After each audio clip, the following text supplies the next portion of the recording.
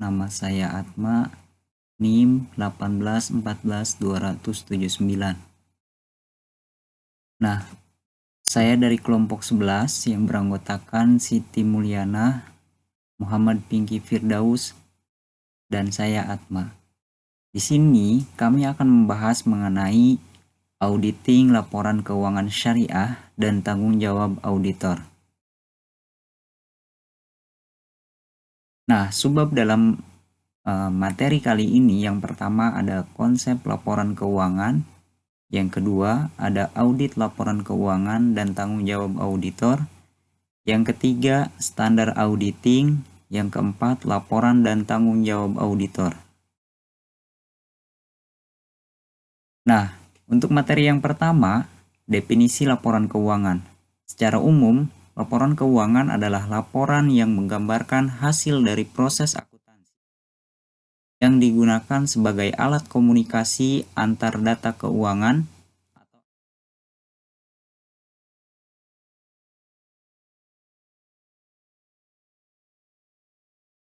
atau perbedaan laporan keuangan syariah dan bank konvensional.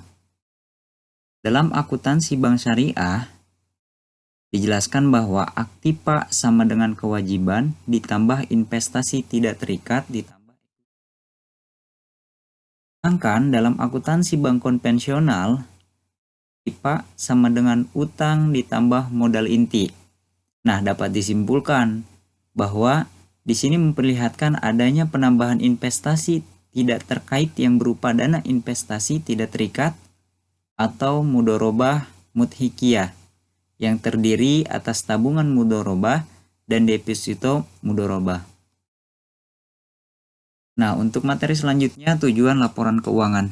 Apa sih tujuan laporan keuangan? Nah, menurut prinsip akuntansi Indonesia tahun 1984, berapa prinsip tujuan laporan keuangan? Nah, yang pertama, memberikan informasi keuangan yang dapat dipercaya mengenai aktiva dan kewajiban serta modal suatu perusahaan. Kedua, memberikan informasi yang dapat dipercaya mengenai perubahan dalam aktiva neto atau aktiva dikurangi kewajiban suatu perusahaan yang timbul dari kegiatan usaha dalam rangka memperoleh laba. Ketiga, memberikan informasi keuangan yang membantu para pemakai laporan di dalam menaksir potensi perusahaan dalam menghasilkan laba. Keempat, memberikan informasi penting lainnya mengenai perubahan dalam aktiva dan kewajiban suatu perusahaan. Dan yang kelima, mengungkapkan sejauh mungkin informasi lain yang berhubungan dengan laporan keuangan yang relevan untuk kebutuhan pemakai laporan. Nah, selanjutnya ada analisis tren atau trend analysis. Salah satu teknik dalam menganalisis laporan keuangan perusahaan adalah dengan metode trend analysis. Tren atau tendensi posisi dan kemajuan keuangan perusahaan yang dinyatakan dalam presentase atau teknik analisis untuk mengetahui tendensi dari keadaan keuangannya, apakah menunjukkan naik atau bahkan turun. Nah, selanjutnya ada teknik analisis laporan keuangan. Yang pertama ada analisis perbandingan. Apa sih analisis perbandingan? Analisis perbandingan merupakan teknik yang dipergunakan dengan cara memperbandingkan laporan keuangan minimal 2 periode atau lebih. Selanjutnya, analisis tren. Analisis tren atau trend analysis dipergunakan untuk mengetahui tendensi dari keuangan perusahaan. Apakah tendensinya naik, turun, atau tetap? Nah, analisis ini dinyatakan dalam presentase. Yang selanjutnya ada analisis common size. Analisis ini dipergunakan untuk mengetahui presentase investasi dan masing-masing aktiva, struktur permodalannya, komposisi pembiayaan ataupun pendanaan serta kaitannya dengan penjualan. Nah, selanjutnya ada analisis sumber dan penggunaan modal kerja. Analisis ini dipergunakan untuk mengetahui sumber-sumber dan penggunaan modal kerja serta sebab-sebab perubahannya pada periode tertentu. Nah, selanjutnya ada analisis sumber dan penggunaan kas. Nah, analisis ini dipergunakan untuk mengetahui sebab-sebab berubahnya uang kas berikut sumber kas. Nah, untuk selanjutnya analisis perubahan laba kotor. Analisis ini digunakan untuk mengetahui sebab-sebab perubahan laba kotor secara realistis dan anggarannya dari laporan tersebut. Nah, untuk selanjutnya ada analisis peluang pokok. Apa sih analisis ini? Tujuannya untuk menentukan tingkat penjualan yang harus dicapai agar tidak menderita kerugian. Selanjutnya ada analisis indeks. Analisis indeks dipergunakan atau sama dengan analisis horizontal. Tujuannya mengubah semua angka dalam suatu laporan keuangan pada tahun dasar menjadi 100. Nah, pemilihan tahun dasar bukanlah selalu tahun yang paling awal, tetapi yang dianggap normal. Nah, yang terakhir ada analisis rasio.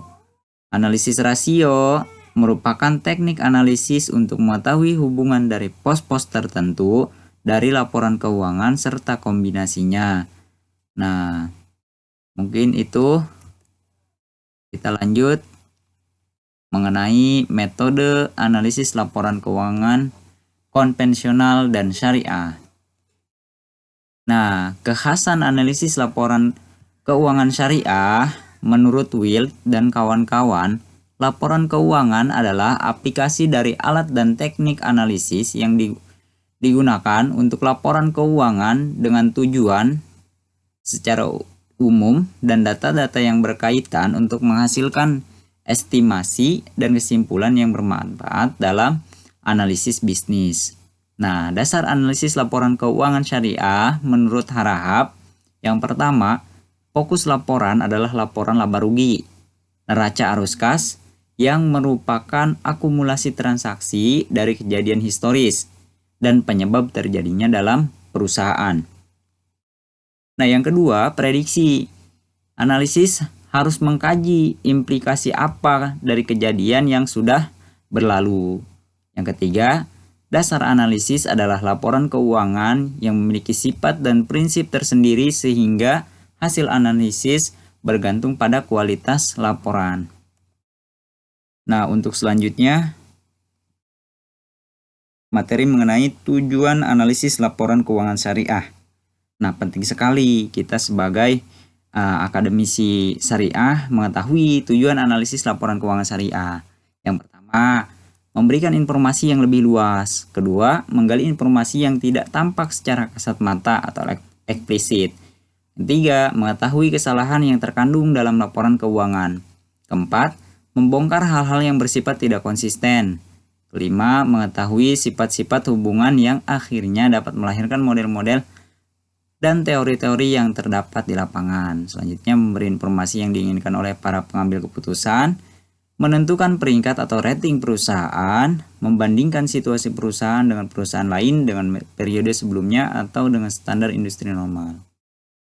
Selanjutnya, memahami situasi dan kondisi keuangan yang dialami oleh perusahaan. Yang selanjutnya ada karakteristik organisasi untuk melaksanakan laporan keuangan. Yang pertama, ada ketaatan pada prinsip-prinsip dan ketentuan syariah Islam. Yang kedua, keterikatan pada keadilan. Ketiga, pelaporan yang berkualitas. Artinya, dapat dipahami, relevan, andal, keterbandingan, dapat diuji keberadaannya.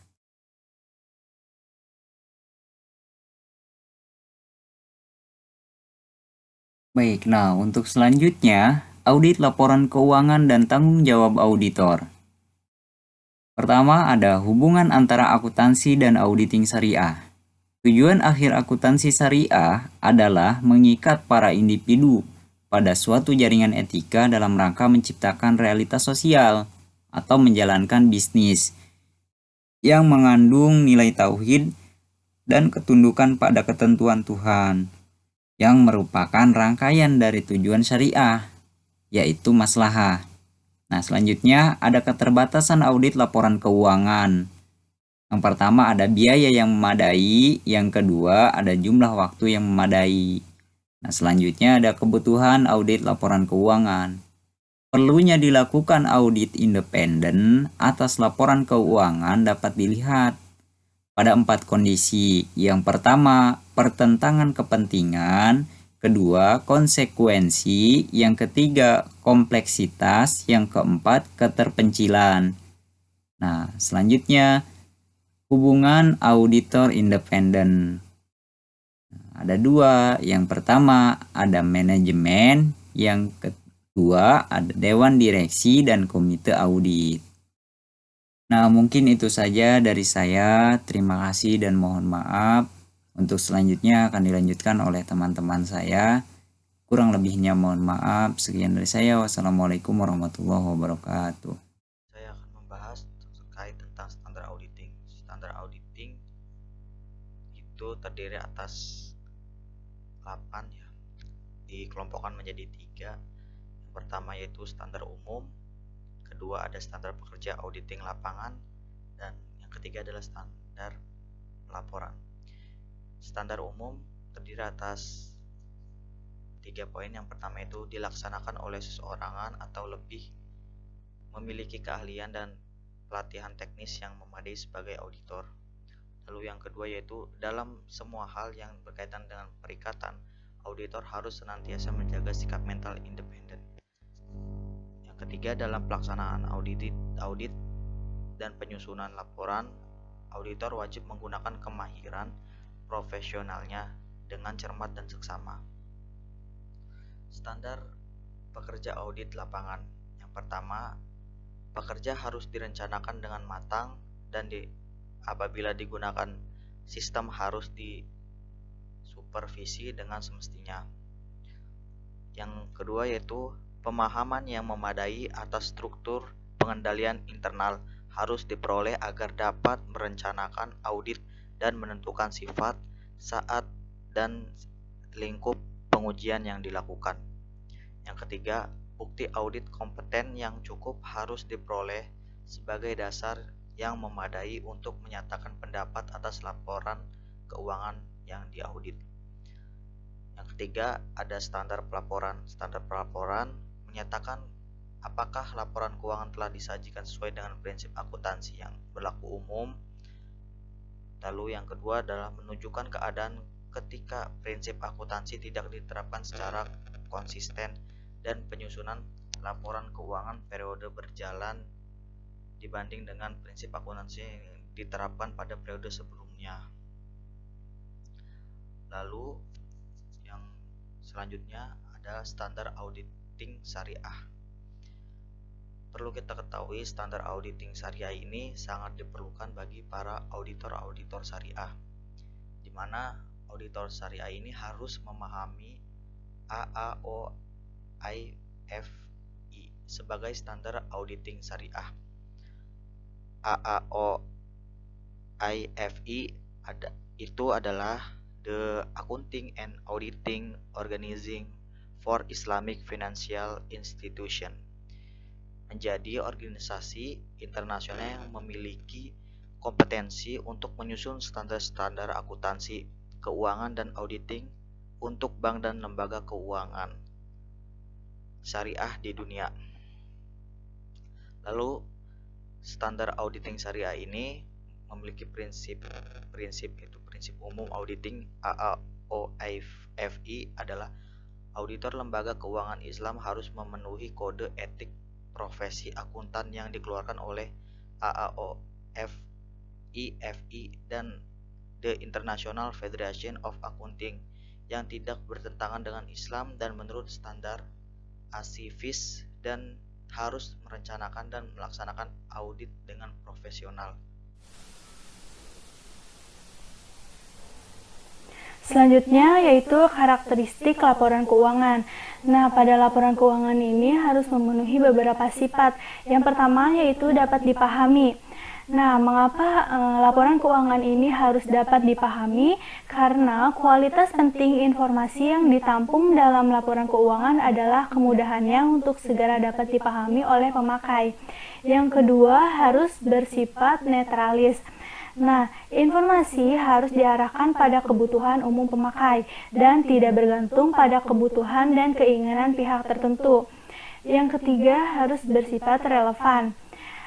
Agar laporan keuangan ini bermanfaat, informasi harus relevan untuk memenuhi kebutuhan pemakai dalam proses pengambilan keputusan. Yang keempat, yaitu dapat dibandingkan. Nah, pemakai harus dapat membandingkan laporan keuangan perusahaan antar periode untuk mengidentifikasi kecenderungan posisi dan kinerja keuangan. Selanjutnya yaitu laporan dan tanggung jawab auditor. Definisi laporan standar. Nah, suatu laporan standar merupakan laporan yang wajib diterbitkan. Laporan ini memuat pendapat wajar tanpa pengecualian yang menyatakan bahwa laporan keuangan menyajikan secara wajar dalam semua hal yang material, posisi keuangan, hasil usaha, dan arus kas entitas sesuai prinsip akuntansi yang berlaku umum. Yang kedua yaitu penyimpangan laporan standar. Nah, penyimpangan laporan standar tergolong dalam kedua kategori. Yang pertama yaitu karakteristik berbeda yang ada dalam kategori jenis ini adalah paragraf pendapat tetap menyatakan pendapat tanpa pengecualian karena laporan keuangan sesuai GAAP. Yang kedua yaitu apabila terjadi kondisi mengandung penyimpangan yang material dari GAAP dan auditor tidak mampu mendapatkan bukti yang kompeten. Selanjutnya yaitu mengurangi dan menutup expectation gap. Nah, ada beberapa upaya dalam mengurangi dan menutup expectation gap. Yang pertama yaitu upaya melalui laporan audit yang diperluas atau dimodifikasi. Yang kedua yaitu upaya melalui pendidikan. Yang ketiga yaitu upaya melalui peningkatan kualitas audit. Yang selanjutnya yaitu tanggung jawab auditor syariah dan kesenjangan harapan antara auditor dan pengguna jasa. Nah, ada beberapa tanggung jawab auditor syariah. Yang pertama yaitu perencanaan. Yang kedua yaitu sistem akuntansi, selanjutnya yaitu bukti audit, yang keempat yaitu pengendalian internal, dan yang terakhir yaitu meninjau ulang laporan keuangan yang relevan. Selanjutnya yaitu kesenjangan harapan antara auditor dan pengguna jasa audit. Menurut Miklenes, kesenjangan antara harapan dan pengguna jasa auditor ada 3 bidang. Yang pertama, independensi auditor. Yang kedua yaitu peranan auditor, terutama hubungannya dengan kecurangan, kecuali, dan isu kelangsungan usaha. Yang terakhir yaitu kewajiban audit perusahaan kecil yang dikelola pemilik.